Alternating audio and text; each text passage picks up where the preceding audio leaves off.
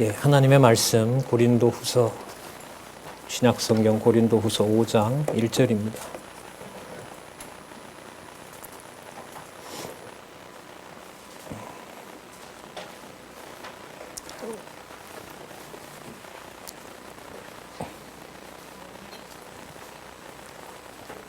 고린도후서 5장 1절 제가 읽겠습니다.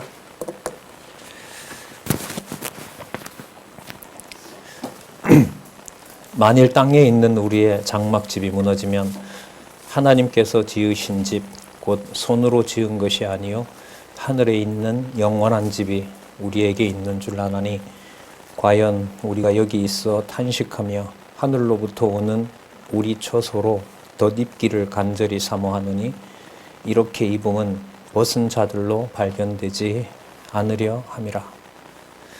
일단 3절까지 읽었습니다. 우리 교재는 성경 강론심 6권 8491페이지에 보시면 고린도후서 5장 1절에서부터 10절 내용을 성경 본문에 근거해서 짧게 제목을 소개하고 있습니다. 사도직의 소망을 변호합니다. 저 풀면은 성령께서 약속하신 성령께서 약속대로 오신 성령이시죠. 그리스도께서 아버지로부터 자신이 보낼 그 성령이 오셔서 부활 승천하게 하신 바로 그리스도가 구약에 언약하신 메시아이심을 확증하는 내용을 사도직이 무엇인지를 알려주므로 그리스도의 종된 자신의 정체성을 알게 하신다, 이렇게 풀어도 무리는 아니라고 봅니다. 그 내용들이 계속 이어지고 있고, 우리 화면에서 다시 한번 보시면은 5장 1절에서부터 10절까지 노란색으로 강조해 놓았죠. 사도직의 소망을 이제 변호하는 이유가 앞부분에 보면 사도직의 영광 부분이 앞에 나왔죠. 영광이라고 하는 것이 전적으로 하나님께 있다는 사실을 지난 시간에 우리는 확인한 바가 있습니다. 이 성경 강론집에 성경의 본문을 요만큼 그런 분량으로 요약을 하는 이유가 거기에 기준이 있습니다. 하나만 말씀을 드리면 하나님께 영광이 된다. 그래서 성경은 하나님의 계시의 말씀이다. 성경은 절대 진리 하나님의 말씀이다라는 것을 염두에 두고 단락을 나누어서 여러분들과 저에게, 독자들에게 안내를 하고자 하는 의도가 이 강론집에 있습니다. 자, 그렇게 공부하시는데 좀 도움이 되시리라고 보고요. 오늘 먼저 1절에서부터 5절로 보면 하늘로부터 오는 처소를 덧입히려는 소망에 대해서 변호합니다. 바울 자신도 이제 이걸 소망을 하고 있고, 또한 여러 교회에도 이걸 이제 하늘로부터 오는 처소를 얘기를 합니다. 이거는 땅에서 만드는 게 아니죠. 조금 전에 우리 본문에도 나왔었어요. 1절에 보면 하늘에서 짓는 이런 말이 아니라 하늘에 있는 영원한 집. 1절 중간에 보면 그런 말씀이 있어요. 그게 육신의 몸을 가지고 있고 이 피조 세계를 덧입힌다는 거죠. 이 덧입힌다는 비밀이 너무너무 놀라운 겁니다. 그리스도께서 육의 몸을 내어주셨죠. 그리고 누가 봐도 육의 생명이 끝난 것처럼 보입니다. 하지만 그리스도는 사망 권세를 이기셨죠. 사망 권세를 이긴다는 것이 육의 몸을 내어주지 않는 게 아니라 육의 몸을 어떻게 하는 거죠? 내어주죠. 그래 누가 봐도 소망이 없는 상황이 일어나게 됩니다.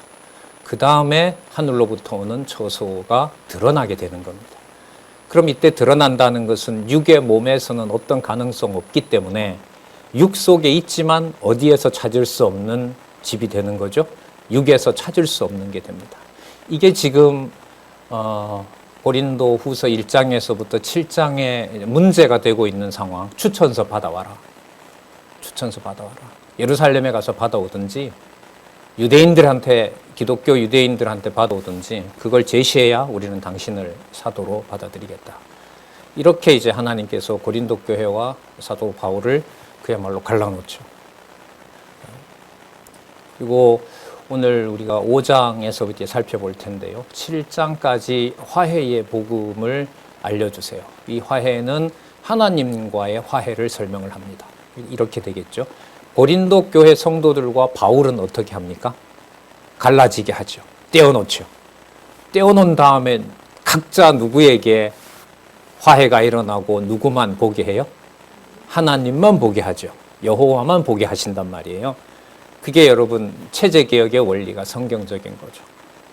각자 누구나 여러분들과 저 누구나 가정교회의 어떤 모든 태어난 우리 손자 손녀들부터 시작해서 어느 누구든 간에 진리의 말씀을 빼고는 여호와 하나님을 깨닫는데 장애가 되는 것을 하나님이 없애주는 말씀운동이 여러분 교회 개혁운동입니다. 거기에 누가 만들었고 누가 추진을 하고 어디가 주체고 이거는 고린도후서 1장에서부터 7장을 읽어 나갔는데 전혀 맞지 않는 부분이라고 생각하시면 됩니다. 그리고 이 논리적 통일성과 관련해서 하나만 말씀을 드리면 여러분 고린도전서 9장에서부터 16장 내용에 보면 부활 교리 다음에 연보가 나오죠. 그죠? 근데 참 재밌는 구조로 되어 있어요. 고린도후서 1장에서부터 7장을 빼고요. 고린도후서 8장을 읽으면 연보 얘기가 바로 연결이 돼요. 고린도후서 8장부터 연보 얘기가 나오거든요.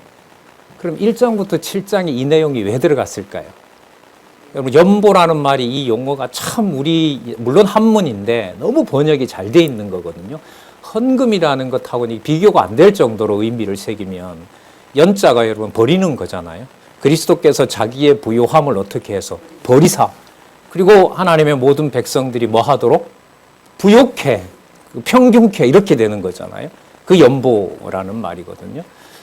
그런데 이 1장에서부터 7장의 흐름은 큰 흐름은 8장의 연보 얘기를 하나님과 화목이 일어나지 않으면 하나님과 일어난 화해의 구약의 용어를 좀 쓰면 화목 제물이 아니면 자기 몸을 불사름에 내어줘도 조금은 된다? 아무것도 안 된다. 천사의 말을 해도 뭐에 불과하다? 꽹가리 구리 소리에 지나지 않는다라는 거예요. 그러면 과부의 엽전, 구리동전도 하나님 앞에 귀한 연보로 쓰임 받도록 하기 위해서 사람들의 행동과 사람들의 의와 바울을 포함해서 어느 누구의 공로도 하나님께서 뭐 합니까? 다 빼놓는 거예요. 정결케 하는 거죠. 그럼 대제사장이 대속죄일날 그냥 무조건 지성소에 들어가기만 하면 하나님 다 받아줍니까? 아니죠. 누가 받아주셔야 돼요? 하나님이 받아주셔야 돼요. 그래서요. 구약 전체를 통해서 볼 때 고린도후서 1장에서부터 7장은 연보가 연보되도록 하기 위해서 고린도 교회 성도들뿐만 아니라 사도 바울도 오직 누구 앞에서 화목이 되도록 하신다? 하나님 앞에서. 그걸 지금 우리가 1장에서부터 7장까지 건덕을 위한 화해에서 보고 있습니다. 우리가 지나왔어요. 하나만 얘기를 더 할게요. 아무리 천사의 말이고 아무리 논리가 완벽하더라도 글자에 얽매이고 정보를 가지고 남을 설득을 하고 객관적인 증명서를 가지고 사도인 줄을 증명하려고 하는 것은 어디에 속한 법이다? 의문에 속한 법이다. 맞죠? 율법에 속한 법이다. 인간이 만들어내는 법이다. 우리 살펴봤었죠. 그럼 그 법을 하나님께서 그렇게 지적하셨으니까 하나님께서 인간들끼리 하는 어떤 화해라는 것을 하나님이 어떻게 해야 돼요? 넘어서게 해주셔야죠. 그게 지금 1장에서부터 7장이고 제목은 어떻게 돼 있어요? 누구와 화해? 모든 하나님의 백성들이 누구와 화해? 하나님과 화해만 하도록. 그러니까 가르친 사도 바울도 본인의 전한 내용을 누가 보더라도 객관적으로 배반했다 하더라도 거기에 하나님이 해 가시는 일이라고 보면 누구를 지적해서 그 사람이 문제다라는 쪽으로 말씀을 기록할 수가 있을까요? 없을까요? 없는 거예요. 이게 여러분 성경의 권위입니다. 참 놀라운 구조로 되어 있어요. 예, 또 한번 볼게요. 그러면 우리 아까 3절까지 읽었거든요. 자, 하늘로부터 오는 처소로 덧입히려는 소망에 대해서 변호하는 내용 한번 보겠습니다. 아까 1절 끝부분에 소개를 드렸죠. 하나님께서 지으신 집, 곧 손으로 지은 것이 아니요 어디에 있는, 그러죠. 어디에 있는? 하늘에 있는 거예요. 이게 계시록에 가면 내려오죠. 드러나게 되잖아요. 하늘에 있는 어떤 집? 영원한 집. 집, 여러분 오이코스.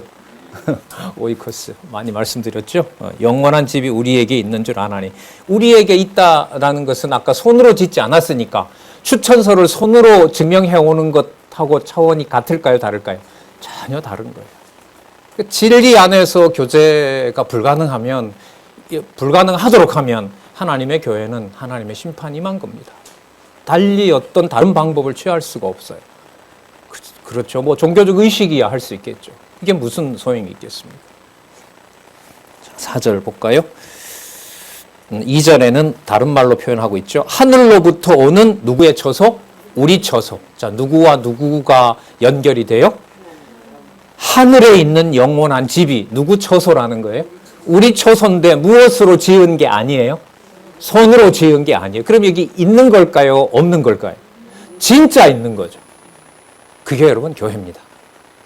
진리의 말씀으로 양육되는 교회예요. 그러니까 명령문이 없어지는 게 당연한 거 아닙니까? 인간적인 제도를 가지고 조금이라도 성도를 억압하려고 하는 부분들을 성경으로 검토하고 또 검토하는 게 바람직한 거 아닙니까?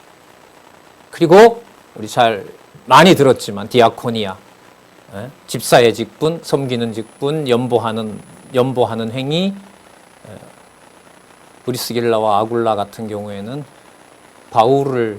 바울의 목숨을 위하여 자기 목숨을 버리는 동력자까지 그런 디아코니아 속에서 교제, 코이노니아, 그걸 오직 누구와만 성립하도록 하신다? 하나님만. 그 여러분, 이게 개혁자들이 500년 전에 강조했던 오직이라는 걸 가지고 5개 구호를 만들죠.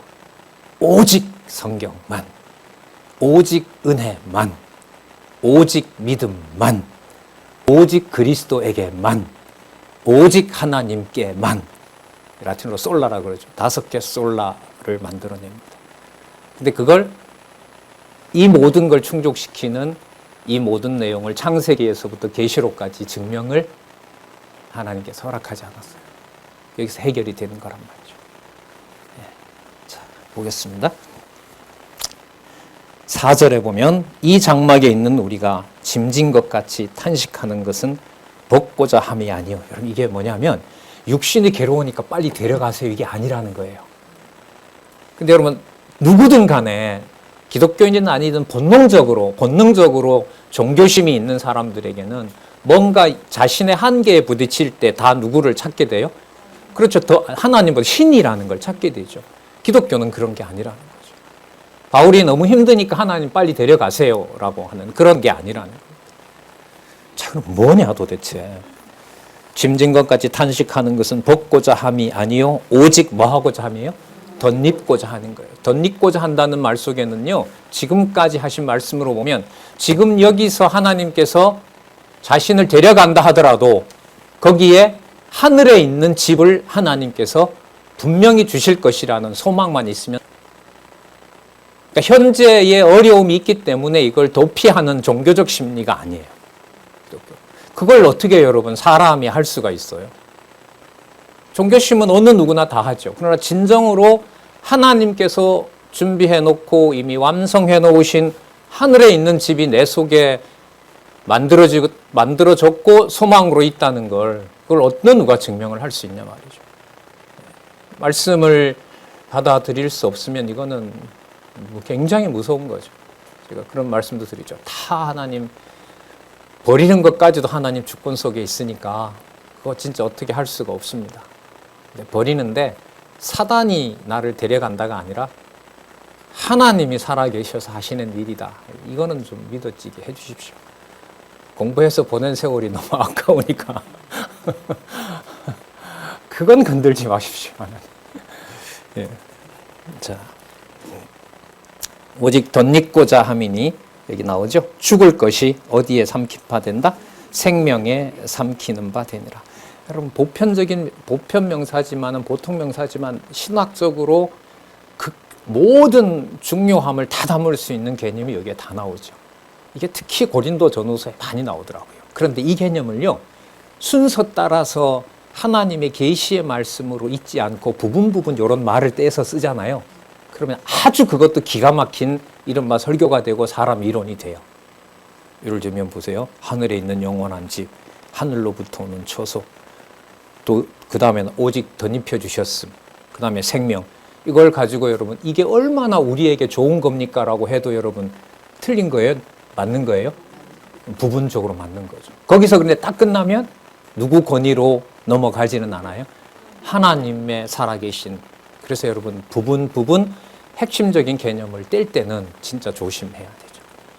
물론 다들 유의하고 계시지만은. 자, 5절 볼까요? 곧 이것을 우리에게 이루게 하시려고 보증으로 무엇을? 누구를? 성령을 우리에게 주시는 이는 누구다?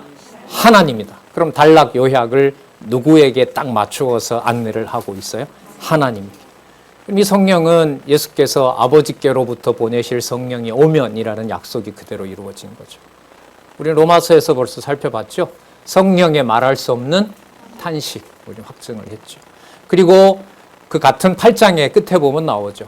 성령의 기도를 누가 아버지 우편에서 또 기도하신다? 그리스도께서. 그러면 아버지, 아들, 성령, 이른바 삼위 하나님, 영존하시는 하나님께서 성도들의 처소를 손으로 짓지 않는 추천서를 각자에게 하나님이 쓰게 하고 계신다 이 말이잖아요. 네, 어디 가서 추천서를 가져옵니까? 여러분들이 추천서인데 집에 가족은 추천서는 아니겠죠. 다 내 손에 자랐으니까. 손자 정도는 내가 키웠으니까 내가 추천서를 대신할 수 있겠죠. 아 진짜요? 네. 그렇게 귀하고 애지중지한데 내가 만들어주고 싶지 않으세요? 실없는 소리 하지 말고 빨리 성령이나 봐라 이런 눈치신 것 같아요. 이게 여러분 고린도 교회에서 일어난 일이에요.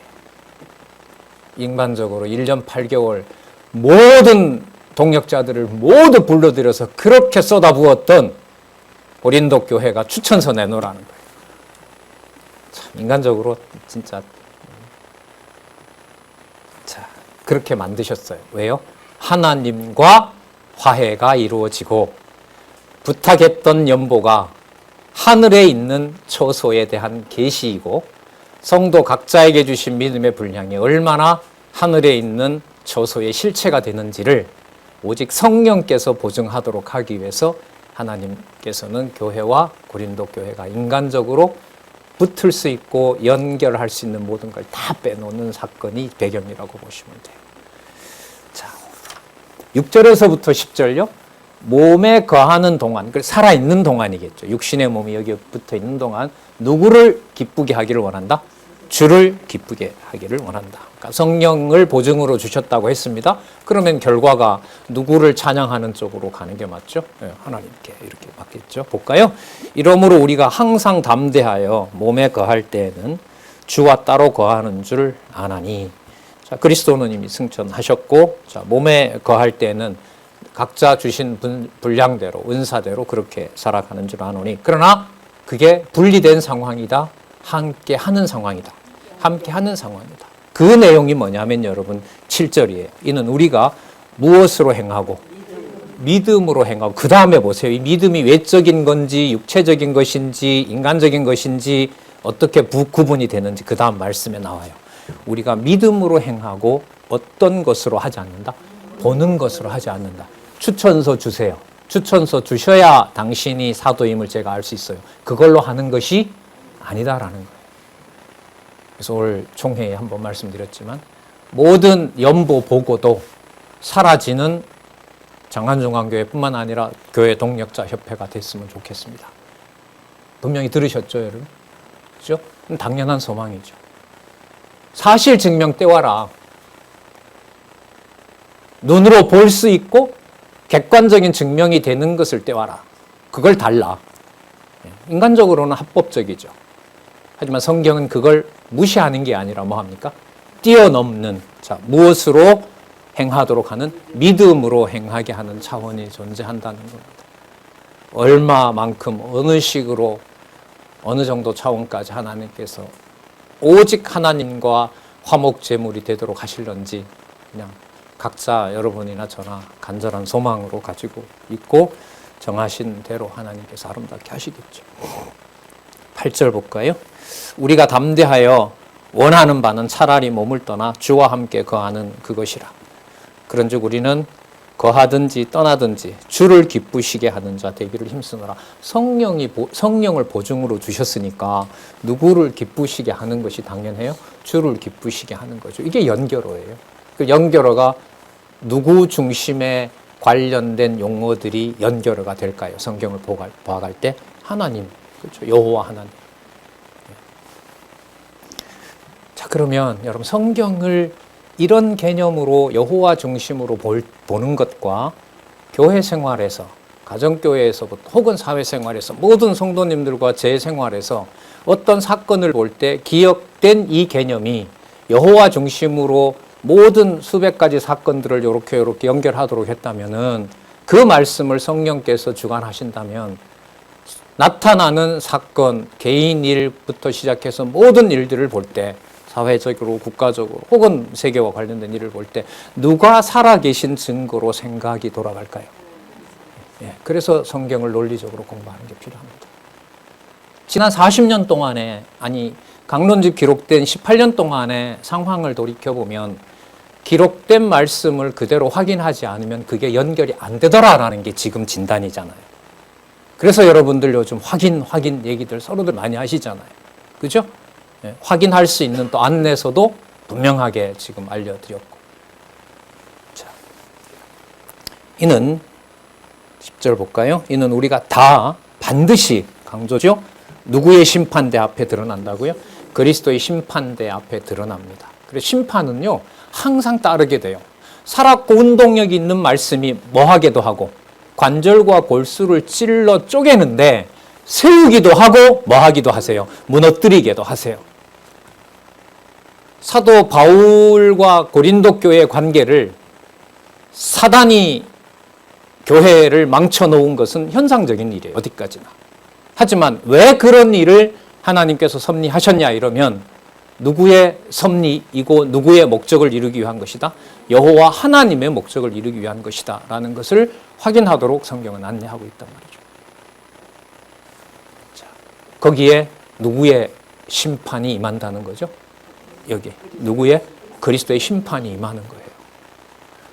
그러니까요, 남에게 보다가 자기에게 이런 많은 수천 수백 시간을 보냈는데 이 말씀의 가치가 스스로 없어져 버리면서 그래도 사람이 할 건 해야지라고 돌아서게 되면 진짜 무서울 것 같아요. 그러니까 어제 있던 일이 오늘도 연장이 되기 위해서 말씀을 보는 건 아니거든요. 제가 그런 류에 많이 속하잖아요. 왜냐하면 오늘 지나면 또 내일 모레 여러분들한테 또 이렇게 해야 되고 또 이번 주는 또 줌 강의가 있고 또 저대로 또 뭐 학회 준비도 논문도 준비해야 되고 이런 상황이다 보니까 계속해서 성경을 굉장히 가까이 두고 지내는 게 제 삶이거든요. 근데 어느 날 그런 게 이렇게 막 온몸에 몰려와요.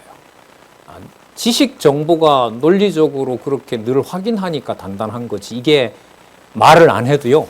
이게 온몸에 벌써 딱 이렇게 자부심을 줘요. 그렇지. 이 정도가 되니까 그래도 말씀대로 내가 살아가는 거지. 여러분 이게 말이 필요할까요? 이미 욕심은 온몸을 지배할까요? 후자입니다. 아마 여러분들도 느끼실 거예요.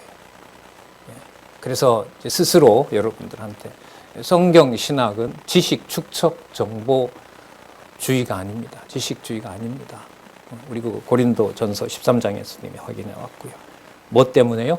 그리스도의 심판대가 미래에 있는 사건이 아니라 살았고 운동력이 있는 말씀이 찔러 쪼개서 회개도 하게 하지만 뭐 하게도 해요? 더 사악하게도 해요. 계시록에 가면 이거 나오죠. 하나님께서 천군 천사들을 동원해서 세상을 엄청나게 무섭게 진멸하고 대접, 재앙, 나팔 재앙으로 치시잖아요. 인류가 여러분 하나님께 복종합니까? 더 한가합니까?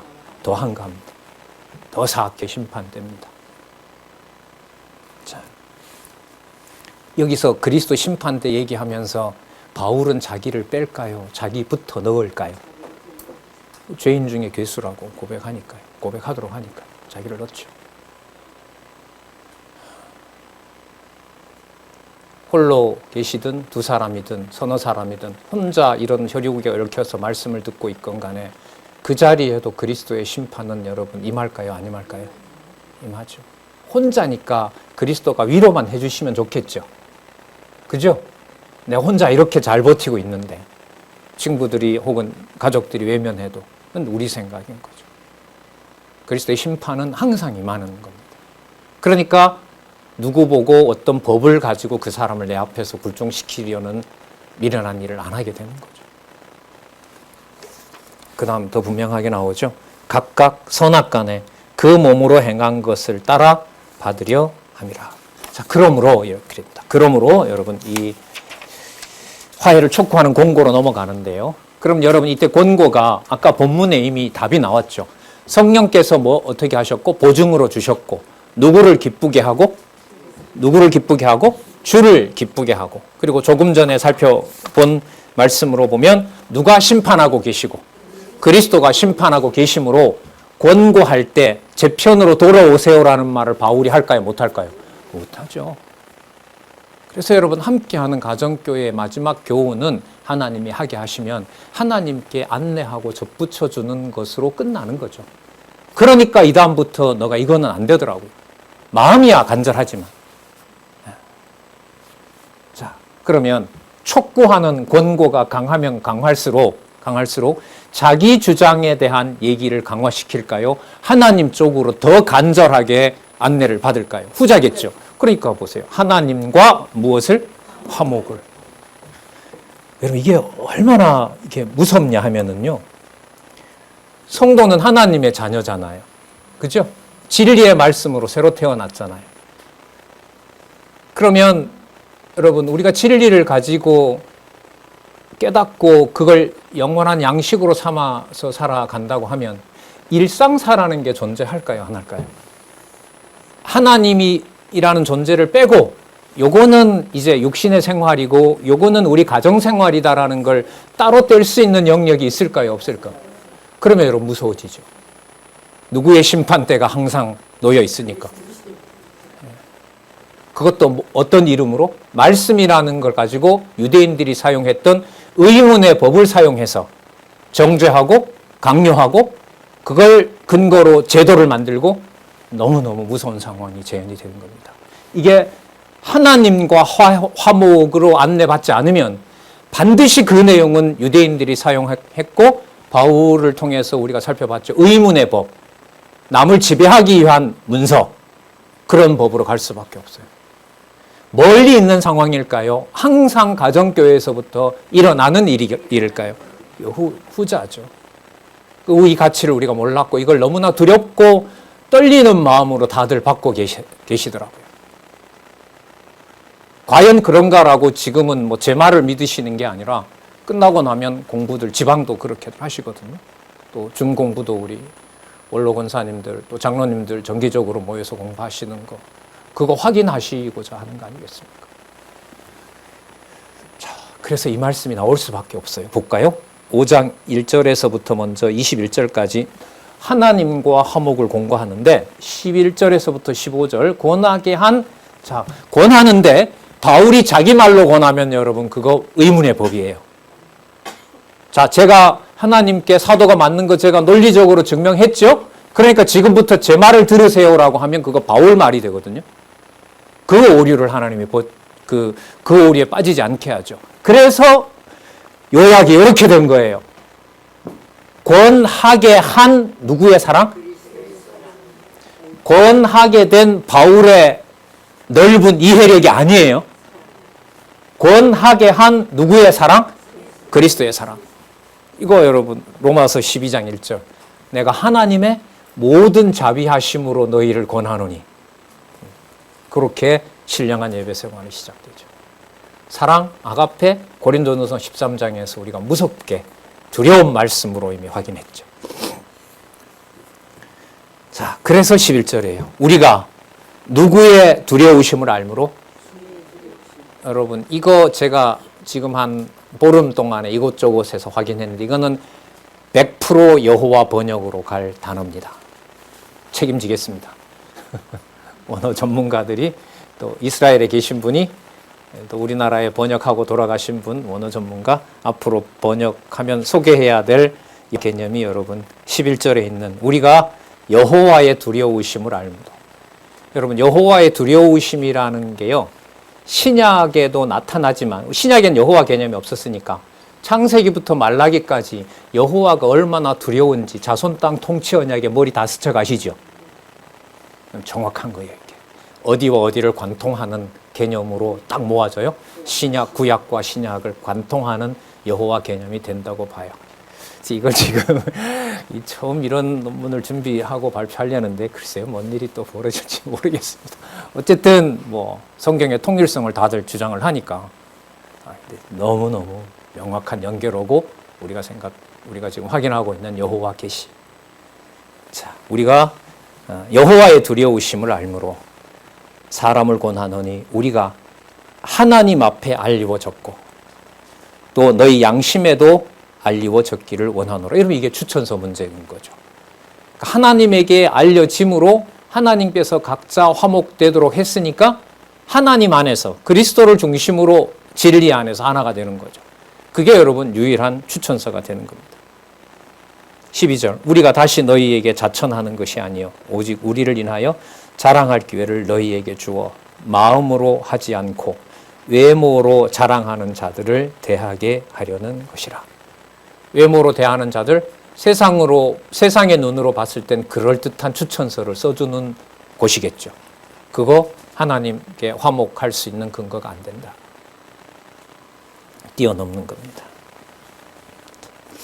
이렇게 기록한 이 말씀을 받아보고 이걸 하나님이 바울이 기록한 대로, 바울의 어떤 신앙의 고백이 담겨 있는 대로 하나님의 말씀으로 받아들이도록 안내를 받지 않으면 이거 말고, 이거 바울의 편지 말고 다른 증명서를 가져와라, 이렇게 요구하겠죠.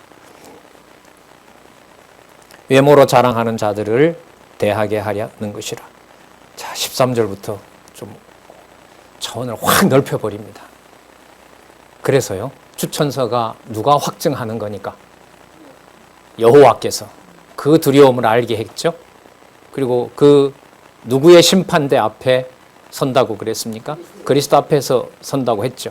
그러면 인간이 보는 어떤 형태의 삶을 가지고 선이다 악이다라는 말을 할까요? 못할까요? 못하죠. 아까 누구의 심판이 결정적이라고 했으니까. 자, 그럼 한번 볼게요. 그 어떻게 연결이 되나 보세요. 그래서라는 주어를 넣어볼까, 접속사를 넣어볼까요? 그래서 우리가 만일 뭐 해도 저 미쳤다 바울, 저 사람 저 제정신이 아니다. 여러분, 바울이 미쳤다는 소리를 사도행전에 우리 살펴봤죠. 누가 그랬죠? 가이사라 빌립보에 2년 동안 감금되어 있을 때 너 많은 학문이 너를 뭐 하겠다? 미치게 만들었다. 로마 총독이 그랬죠. 그 소리를 아마 상상을 좀 해보면, 야, 총독도 바울 보고 미쳤다 그랬다. 자, 여러분, 사람끼리 보일 때 미쳤다고 하면 의사소통이 돼요, 안 돼요? 안 되죠. 그러나 누가 살아계신 증거는 돼요? 그리스도가. 세상에 어떻게 이런 말이 가능한지 참 두려워요. 이게 진리로 드러난단 말인가 도대체? 이 기독교는? 이런 차원이 있는가 진짜? 자, 볼게요. 우리가 만일 미쳤어도 누구를 위한 것이요? 하나님을 위한 것이요. 자, 만일 정신이 온전하여도, 정신이 온전하다는 건 우리 쪽에서 교제가 가능한 차원인 거죠. 온전하게 보이면 뭐가 가능해요? 의사소통이 가능하죠. 진리의 교제가 가능해요. 그러니까 뭐 해도 누구에게 속한 거니까 괜찮고, 당신들이 미쳤다고 해도 하나님께 속했으니까 괜찮고, 살려두고 이 땅에 둬서 진리 안에 이 편지를 받고 진리 안에 교제가 가능하다면 성도들과 하늘의 실체 확인해서 좋고, 그러니까 미쳐도, 미쳤다는 소리를 들어도, 정신이 온전히 바뀌었다는 소리도 그 모든 걸 뛰어넘어 누구와 화해하도록 하신다? 하나님과 화해하도록 하신다. 권위가 있죠, 진짜. 절대 권위가 있습니다. 무슨 타협이 있을까요, 여기에? 자, 그 다음 근거를 제시합니다. 온전하여도 너희를 위한 것이니 14절에 나오네요. 누구의 사랑이? 그리스도의 사랑이. 여러분 지금 14절이 중간쯤에 있잖아요. 15절이 지금 끝나가니까 여러분 이 성경을 요약할 때 한번 보세요. 지금 1절에서부터 15절인데 전하고자 하는 상황은 앞에 여러 사실들을 말하고 본 주제인 누구에게로 돌아와요? 하나님 중심으로 돌아오죠. 지금 14절에 나오잖아요. 거기 와서 뭘 잡아요? 누구의 사랑? 그리스도의 사랑을 탁 잡고 이제까지 읽어온 부분과 단락을 나누고자 했던 것을 싸는 거예요. 누구 중심으로? 누구 중심으로? 하나님 중심으로. 이게 여러분 이 성경 개론에서 단락을 묶어내는 방법입니다. 그럼 1차적으로 보세요. 내용 알려면, 문법적 해석 알려면 뭘 읽어야 돼요? 본문 읽어야겠죠. 그 다음에 역사적 배경 저도 좀 아는 척 하잖아요. 그거 이게 이 당시 이런 거구나. 연구서들이 있으니까 참조하겠죠. 그리고 마지막에 와서 성경 본문 중심으로 다시 돌아가는 거죠. 누구의 계시 중심으로? 여호와 계시 중심의 절대적 말씀이다. 그렇게 묶어놓은 단락이 이게 지금 수천 개란 말이죠. 그 중에 어느 것 하나라도 예를 들면 사람의 자유의지를 강조하기 위한 구절로 해놓으면 그 하나 때문에 나머지 모두가 뭐가 돼요? 오류가 되는 게 인간의 말입니다. 그래서 공부 방법론을 알려준다 이런 말씀을 제가 자주 드리는 거죠. 공부 방법론, 성경 공부 방법만 알면 되는 거 아니겠어요? 그럼 나머지도 다 누구 중심으로 보이겠어요? 여호와 중심으로 삶도 보이고 학문도 보이고. 그래서 제가 가끔 고백을 하지만 저는 참 철학과 신학을 공부할 때 재밌게 한 면이 좀 많습니다. 왜냐하면 성경 신학을 토대로 여호와 계시 중심에서 잡으니까요. 자, 그리스도의 사랑이 우리를 강권하시는도다. 우리가 생각건대 한 사람이 모든 사람을 대신하여 죽었은즉 모든 사람이 죽은 것이라. 이건 여러분 세상 논리로는 설명이 안 되는 겁니다. 물은 물이고 포도주는 포도주예요. 하지만 그리스도께는 한 사람의 일이 누구의 일이 돼요? 전 인류의 일이 될 수 있는 겁니다. 그거는 사람이 만들어내는 논리가 아니에요. 그리스도와 나와 무슨 관계가 있느냐. 이걸 객관적 증명서를 내는 것처럼 논리적으로 증명을 해간다? 성경을 처음서부터 끝까지 그런 식으로 논리적으로만 증명됐다고 해서 그것이 믿음에 대한 확증이냐? 울리는 꽹과리라면서요. 우리 같이 확인했잖아요. 두려운 말씀인 거죠. 심판대 여호와의 두려움을 알므로 이게 전제가 되고 있으니까. 그럼 여러분 사도 바울이 이쯤에 오면 고린도 교회와 성도들과 자신을 하나님께서 분리시켜 놓은 이유가 누가 살아계신 증거이고 누구의 사랑이 역사한다는 걸로 딱 정리가 되도록 할까요? 그리스도의 사랑이. 그죠? 그리스도의 사랑이. 사랑은 아가페 하나님 사랑이라 그러는데 이제는 이 주어를 누구를 써버려요? 그리스도를 쓰죠. 아까 시작할 때는 누구 이름이 나왔죠? 여호와 이름.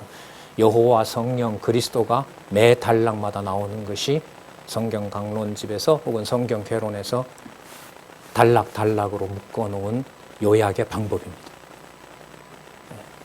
그래서 너무너무 공부해 나가는데도 이렇게 유익하게 해주는 것은 없어요. 그래서 제가 한 10년 전에 어떤 분이 개론 자기도 짤 수 있대요. 그럼 짜오시라고. 짜오시고 단락을 다시 나눠서 요약해오면 제가 믿겠다고. 그럽시다. 한 달 후에 갔죠. 누가복음 2장까지밖에 안 해왔더라고요. 이러시지 마시라고 집사님. 안 된다고. 봤다고. 그냥 계속 공부하시자고. 그 이후로 이제 헤어졌는데, 자, 그게 여러분, 사람이 따라서 하고, 사람이 그렇게 해온 일이라고 했으면 성경신학은 벌써 인간적인 경우로 산산분해가 됐죠. 인간의 하는 일로 봤다면. 그리스도의 사랑이 우리를 강권하시는도다. 우리가 생각한데 한 사람이 모든 사람을 대신하여 죽었은즉 모든 사람이 죽은 것이라. 15절 볼게요. 제가 모든 사람을 대신하여 죽으심은 산자들로 하여금. 여기서 살았다고 하는 것은 육신의 문제일까요? 아니죠. 영적으로. 영원. 아까 어디에 있는 집의 백성? 하늘에 있는 영원한 집에 속한 백성. 그게 산자겠죠. 산자들로 하여금 다시는 저희 자신을 위하여 살지 않고, 그 다음 볼게요. 오직 저희를 대신하여 죽었다가 다시 사신 자를 위하여 뭐하게 하려 한다? 살게 하려 함이라. 바울로서도 그렇죠. 자신이 안내를 하지만 이걸 자신의 제자로 만든다는 것은 애초부터도 없었는데 하나님은 사건을 터뜨려 버렸어요. 그 말이 진리가 되도록, 진짜 바울이 전한 그대로 바울 제자가 되지 않도록, 오직 누구에게 합한 대제사장으로 만들어줄 수 있도록 하나님께, 우리가 예수님이 시장, 누구든 다 종교개혁의 원리잖아요. 만인 제사장이니까 누구든 다 지성소에 있는 법궤에 있는 말씀을 누구든 다 볼 수 있잖아요. 그래서 하나님께 바로 갈 수 있도록 그리스도가 이 일을 다 완성시켜줬고, 그렇게 살 수 있도록 그리스도가 그렇게 해주신 것입니다. 다시 사신 자를 위하여 살게 하도록 그렇게 하신 겁니다. 추천서 한 장 내놓으라는데 무슨 변명이 여러분 1장에서부터 7장까지 이렇게 길어야 돼요. 어떤 때 되게 답답해요. 진짜 고린도 교회는 못됐다. 그 사람들 진짜 인간도 아니다. 그렇게 생각하도 정신 차려라 이놈아. 무슨 고린도 어떻고 저떻고. 그럼 하나님의 방법이 미련하게요. 한마디로 그냥 바울이 가서 그냥 다 정리하고 다시 교회, 하나님 그렇게 안 하시잖아요. 그 목회에 어려움이 있는 분들이 고린도 후서 읽고 많이 운답니다. 너무 억울해서 성도들한테. 오직 하나님만 나를 보호해 줄 거라고 그렇게 위로하면서 많이 읽는데요. 물론 그런 목적은 아니지만 그 말이 어떤 의미인지 이해는 돼요. 자, 볼까요? 오직 저희를 대신하여 죽었다가 다시 사신 자를 위하여 살게 하려 함이라. 그래서 여러분 이제 무슨 개념이 나오냐면, 여러분 화해는 구약에 아까 또 말씀드렸고 자주 말씀드리지만 대제사장이 드린 제사 마지막에 모든 제사 하나님이 받아주셨다는 걸 확증하는 감사제 들어가고 서원제 들어가고 맹세가 들어가고 앞으로 여호와만 섬기겠습니다라는 마지막 제사, 무슨 제사요? 화목제사. 그게 뒤에 나와요. 정확하죠.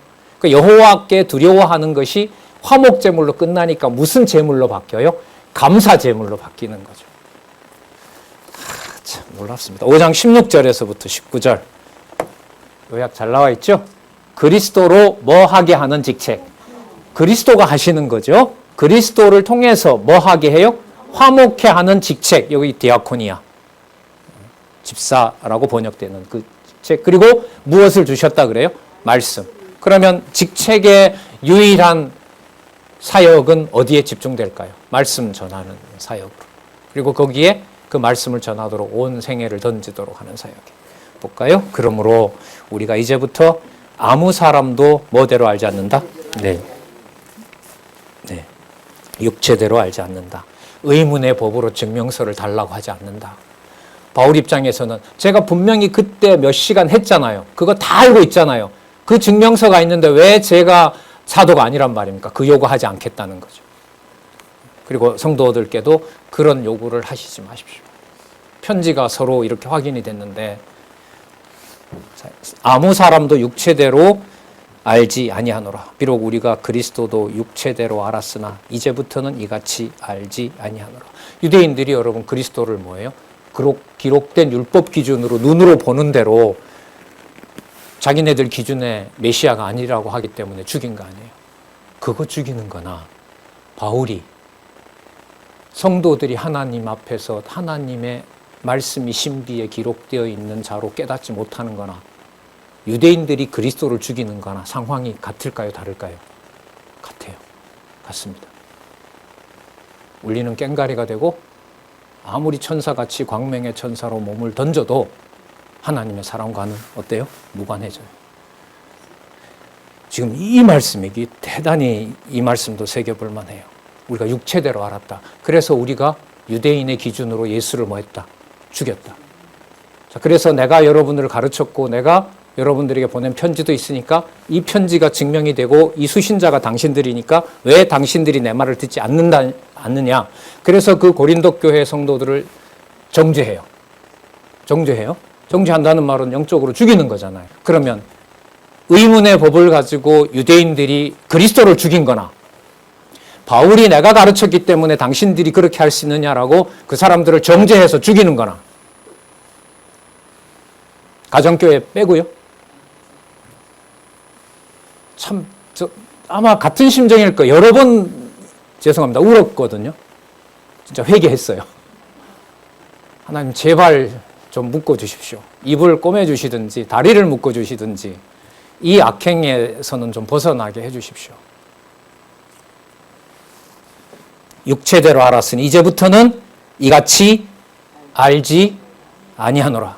심판은 아까 누가 하신다고 했으니까 그리스도가 하신다. 보증은 누가 하셨다고요? 성령께서. 어디에 있는 집이라고요? 하늘에 있는 집인데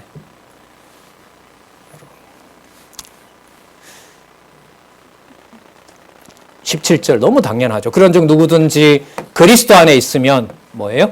새로운 피조물이에요. 새로 만들어놨어요. 새로 만들어놨어요. 새로 창조하신 거예요. 육이지만 같은 육이 아니에요. 이전 것은 지나갔으되 보라 새 것이 되었도다. 18절 볼까요? 자, 새로운 모든 것이 이렇게 되겠죠. 모든 것은 누구로부터 났나니? 하나님께로 났나니 저가 누구로 말미암아? 그리스도로 말미암아 우리를 누구와?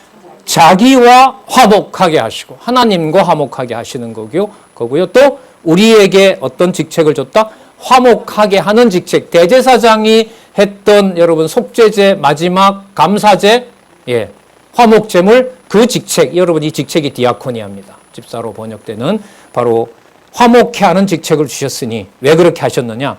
하나님께서 여러분 영원하신 하나님 성도들 여기 다 들어갑니다. 하나님께서 누구 안에 계시사? 그리스도 안에 계시사 세상을 자기와 뭐하게 하시며? 주어가 누구죠? 하나님이 화목하게 하시는 거 맞죠? 예. 자, 이거 화목 제물에서도 하나님이 받아주셔야 된다는 거 확인했고요. 우리 자, 화목하게 하시며 저희 죄를 저희에게 돌리지 아니하시고 고린도 교회가 뭐 해도 배신해도 뭐하게 하는 말씀을 우리에게 부탁했다? 화목하게 하는 말씀을 듣든지 안 듣든지 누구의 직책을 수행할 뿐이에요? 하나님께서 주신 직책을 수행할 뿐이죠. 우리에게 부탁하셨다. 부탁했다. 이 말도 보면 재밌어요. 들어가 보면 그렇게 하도록 지정을 해두었다. 이런 의미가 있어요. 그러면 전체 맥락하고 맞죠. 예, 뭐 진도는 많이 못 나갑니다만은 개념 하나하나에 담겨있는 무게가 좀 크고 현재 저희들 공부해 나가는 여러 목적들에도 많이 부합하고 또 그래서 여러분 조금 길게 부분 설명을 드렸습니다. 이것이 다 같이 확인해 주시기 바라고요. 오늘 여기까지 하겠습니다. 기도하겠습니다. 하나님 아버지 두렵고 떨리는 마음으로 진리의 말씀을 대할 수 있는 마음을 주셔서 감사합니다. 그 마음 변치 않고 함께 진리로 교제하며 아름다운 일 도모해 나가는 함께하는 시대의 모든 동력자들이 진리에서 하나라도 일탈되지 않도록 하나님 꼭 지켜주시고 보호해 주시옵소서. 예수님의 이름으로 기도드렸습니다. 아멘.